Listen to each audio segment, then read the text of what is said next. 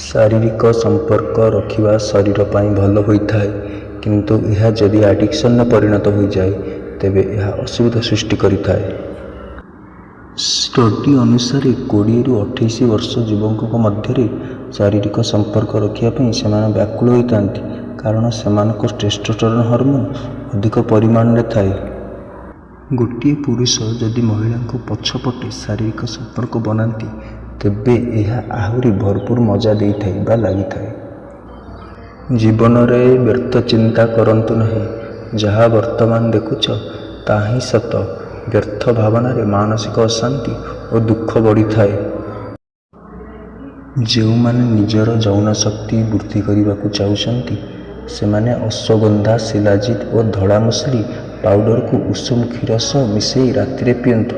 1 ମାସ ପରେ ଆପଣଙ୍କ ପାୱାର ବଢ଼ିଯିବ ଓ ଆପଣ ଆନନ୍ଦ ନେଇପାରିବେ।